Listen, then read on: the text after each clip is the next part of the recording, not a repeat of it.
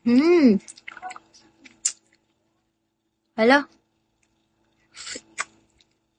Better luck next time. Grabe, ang sarap.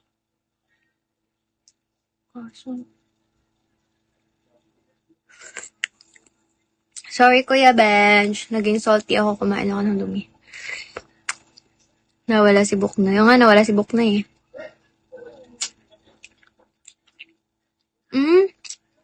Hindi pa ako nakatikim ng lumi ng Batangas.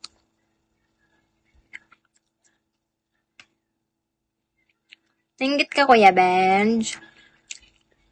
Hello, Edna. Hello, Beb. Sarap. Ang sarap. Guys, Kuya Bench, tignan mo ang lumi na ito. Tignan mo yung itlog na ito. Parang ang sarap-sarap ng itlog na ito. Nahihirapan talaga ako pag wala akong tinidor.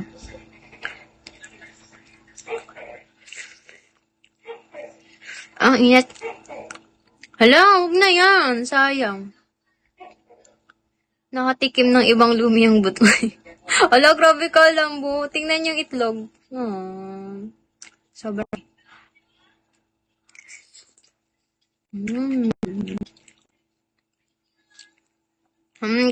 Ikaw lang yung iba iniisip mo about sa itlog. So, ayun guys.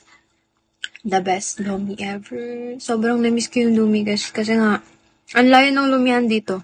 Ang layo ng ang layo ng, parang 1 hour and 30 minutes sa masarap na lumihan. Yung binabiyahe namin. Ito, homemade lang siya, homemade. Sarap. And my favorite. Alam niyo guys, yung favorite ko, ako lang ba? Favorite ko to, repolyo. Ito yung lagi kong kinukuha sa pansit. Hello, big boy. Hello, boss boy. Hello guys. Ito yung lagi kong kinukuha sa pansit. Ang sarap. Yung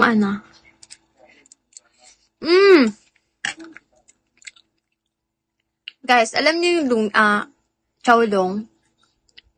Hello, Clear. So, dito ang familiar sa chowlong. Ang sarap ng chowlong, guys. Dito lang yun sa Palawan. Pero meron na din siya sa Manila. Pero hindi siya ganun kasikat. I don't know.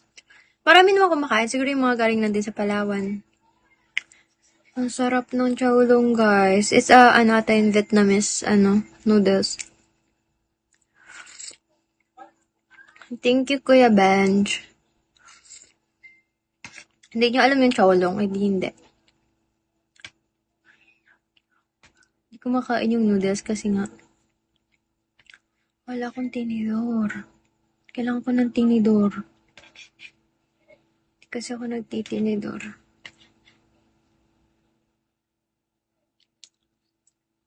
Hello, Doming.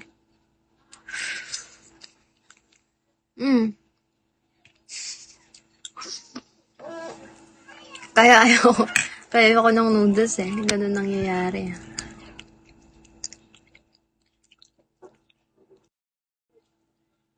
Mukha ko dun. Hello, Roldan. Thank you, Kuya Bench. Thank you so much.